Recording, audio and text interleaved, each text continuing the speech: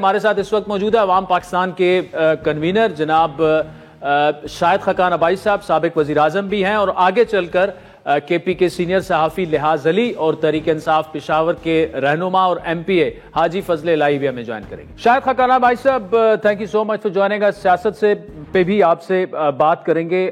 Dawn media group کی جانب سے جو کلائمیٹ چینج ہے بہت بڑا ایشو ہے دنیا بھر میں بھی، لیکن پاکستان سر فہرست ہے ان ممالک میں جو کہ متاثر ہے بہت زیادہ۔ بریتھ پاکستان کے نام سے کانفرنس شروع ہو چکی ہے، انٹرنیشنل کانفرنس ہے جس میں یو این بھی ہے، ورلڈ بینک بھی ہے، مختلف انٹرنیشنل ڈیلیگیٹس آئے ہوئے ہیں، ایکسپرٹس بھی ہیں۔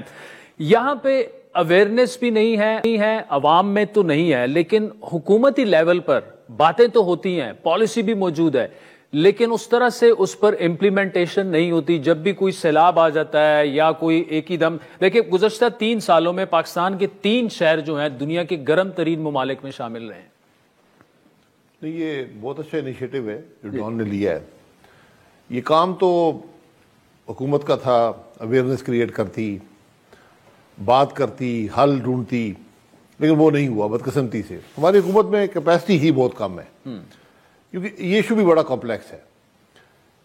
ایشو کو ہم سمجھے یا نہ سمجھے، اس کے اثرات ہم پہ پہنچ گئے۔ یہ دیکھیں، پوری سردیاں گزری ہیں اور کوئی بارش نہیں ہوئی، اور یعنی ڈراؤٹ کی کنڈیشنز ڈکلیئر کر دی ہیں۔ سیمی ڈراؤٹ جو ہے وہ ہمارے میٹ ڈپارٹمنٹ نے ڈکلیئر کیا ہے۔ پاکستان جو ناردرن پاکستان ہے، اس کے اندر نومبر کے آخر سے بارش شروع ہوتی تھی اور مارچ تک جاری رہتی تھی۔ بالکل ہر روز مستقل کہ ہفتے بارش ہوتی تھی۔ وہ بدل گئے، آپ کے کراپ پیٹرنز بدل گئے، آپ کے مانسون کے پیٹرنز بدل گئے، سردی گرمی کا ایشو بدل گیا ہے۔ دنیا سارے میں تبدیلیاں آ رہی ہیں اور ہم زیادہ متاثر ہو رہے ہیں۔ میں ایک چھوٹی سی بات آپ کو کر دوں، یورپ میں سب سے اونچی پہاڑی جو ہے وہ 5000 میٹر سے کم ہے۔ پاکستان میں 4500 پہاڑ ہیں جو 6000 میٹر سے اوپر ہیں۔ دنیا میں 7000 گلیشیئر جو ہیں، سب سے زیادہ دنیا میں سوائے پولر ریجنز کے گلیشیئر پاکستان میں، اور وہ میلٹ ہو رہے ہیں، تیزی سے میلٹ ہو رہے ہیں۔ ان کے اثرات ہم سب کچھ ہم پہ آ رہے ہیں۔ تو آج جو سب سے بڑی جو یہ کاپ ہوتی ہے جو دنیا میں 3-4 آخری آذربائیجان میں ہوئی تھی، اس میں سب سے بڑی ڈیبیٹ یہ ہے کہ ترقی دوسروں نے کی ہے، ایمیشنز انہوں نے کریٹ کی ہیں جس قسم کی بھی ہیں، انوائرمنٹل ایشوز انہوں نے پیدا کیے ہیں، سفر ہم کر رہے ہیں۔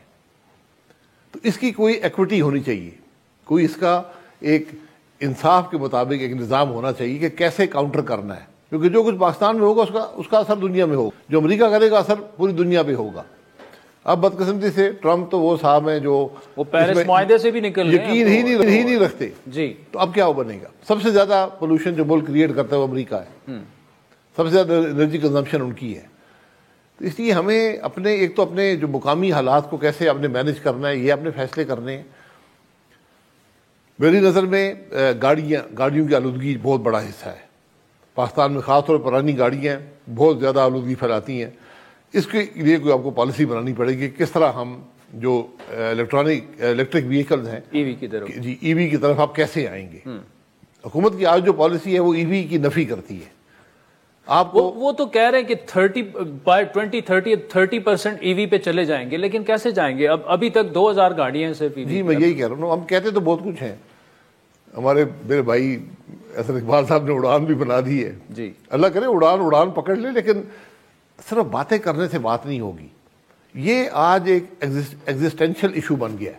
اب دیکھ لیں لاہور میں کیا ہوتا ہے، فاگ جو آتی ہے، جو ایئر کوالٹی دنیا میں بدترین رہی ہے کئی ہفتے، اور اس میں کچھ ہمارا قصور ہے، کچھ ہمارا نہیں بھی ہے، لیکن اثرات تو ہم پہ آ رہے ہیں نا۔ اس لیے ہمیں ان سب چیزوں کو سمجھنا پڑے گا، اس کے حل تلاش کرنے پڑیں گے۔ ٹھیک، اب بھائی صاحب آتے ہیں سیاست کی طرف۔ آپ مولانا صاحب سے ملے، اس کے بعد ایک بیٹھک ہوئی۔ میں آپ کی کل ایک سٹیٹمنٹ دیکھ رہا تھا کہ یہ ایک باقاعدہ اپوزیشن الائنس ابھی نہیں ہے، ایک ذیلی کمیٹی بنی ہے۔ تھوڑا سا بتائیے گا کہ اگلا لائے عمل آپ کا کیا ہوگا، اور کیوں ابھی تک الائنس کیوں نہیں بنا؟ کیا ابھی اعتماد کی کمی ابھی باقی ہے between the P T I and J U I? باقی تو کلیئرٹی ہے۔ دیکھیں، یہ تو ایک میٹنگ تھی جو بڑے شارٹ نوٹس پہ دعوت دی اچک زئی صاحب نے، اور میٹنگ ہوئی اسد کیسر صاحب کے گھر پہ، تو وہاں پہ کوئی پریلیمنری کام نہیں ہوا وہ تک ہم نے کوئی الائنس بنانا ہے. تو ایک میٹنگ آف دا مائنڈس تھی کہ جو لوگ اپوزیشن میں ہیں ان کی کیا سوچ ہے, ان کی متفقہ سوچ ہونی چاہیے. اور وہ سوچ, پاکستان کی خرابی ہم سب جانتے ہیں, مسائل ہم سب جانتے ہیں, اس کے اثرات جو آج اپوزیشن میں وہ بھی ہم جانتے ہیں. لیکن ہم یہ سمجھتے ہیں کہ آپ کو ایک بڑی سوچ کے ساتھ اپوزیشن جو ایک میکرو لیول کی بڑی سوچ رکھے کہ ملک کے معاملات کو کیسے درست کیا جائے گا.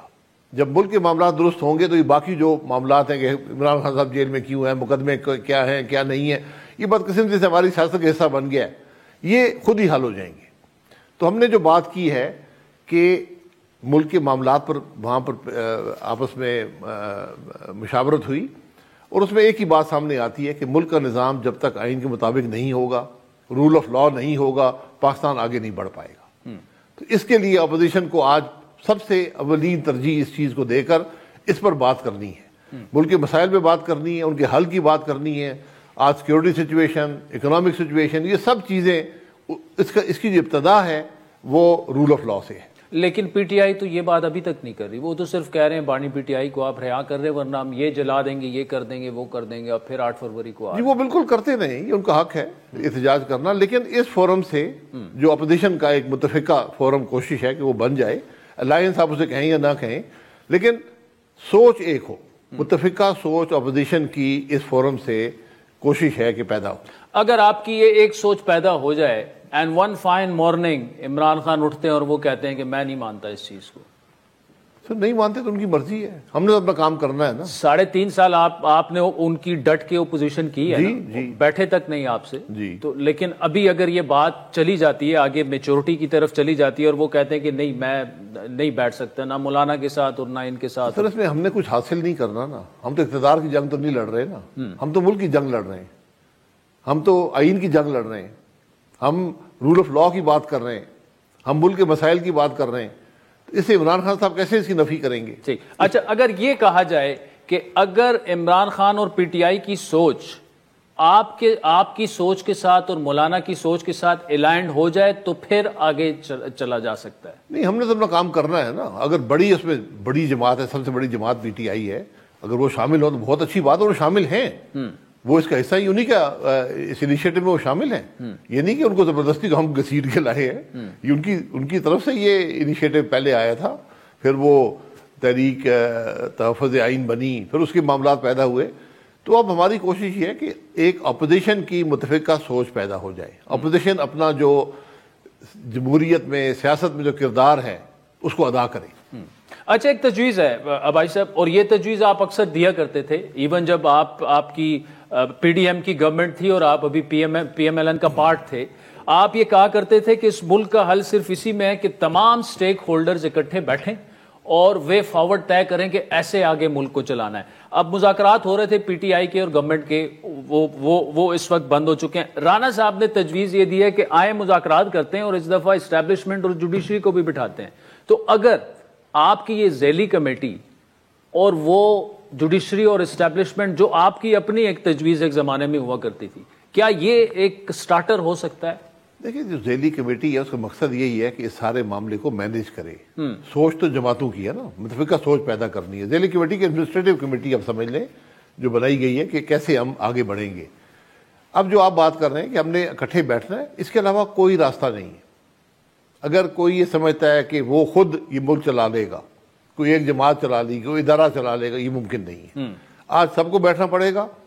بیٹھنے کا مقصد کیا ہوگا, ایک ایجنڈا طے کریں کہ ملک کے مسائل کیا ہیں, ہم نے حل کیسے کرنا ہے. پھر ایک یونٹی گورنمنٹ بنائی, یونٹی گورنمنٹ جس میں صلاحیت اور تجربے والے لوگ ہوں, آئین کے اندر رہ کر. کتنے عرصے کے لیے؟ اگلے جتنا عرصہ بھی آپ کو چاہیے. اس کا فیصلہ کہ 2 سال 3 سال ریسٹ آف دا ٹرم جو اس حکومت کی ہے, اس پارلیمان کی ہے, اس میں یہ حکومت چلے اور ان مسائل کو امپلیمنٹ کرے, اس ایجنڈے کو جس کا سب مشاورت سے اور اتفاق سے طے کریں گے, اس ایجنڈے کو امپلیمنٹ کریں.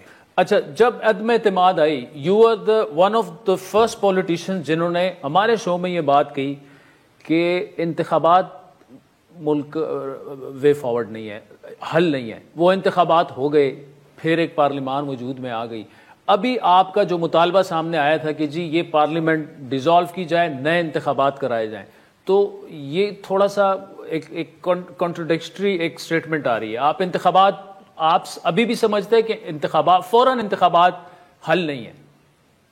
جی فوراً انتخابات اگر آپ فیئر کرا دیں تو حل نکل سکتا ہے. اچھا.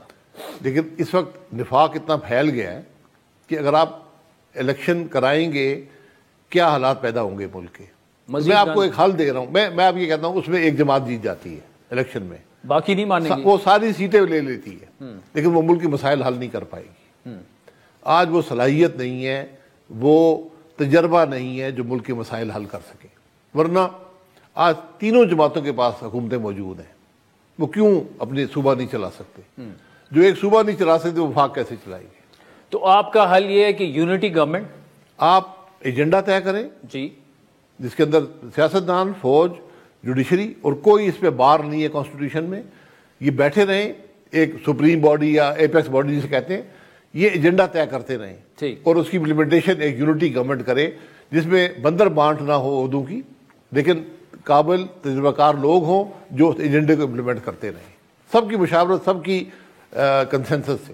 اور یہ وے فارورڈ ہے ملک کے لیے. ایک یہی وے فارورڈ ہے. اگر کسی اور کے پاس ہے تو میں سننے کو تیار ہوں. شاہد خاقان بھائی صاحب، thank you so much for joining.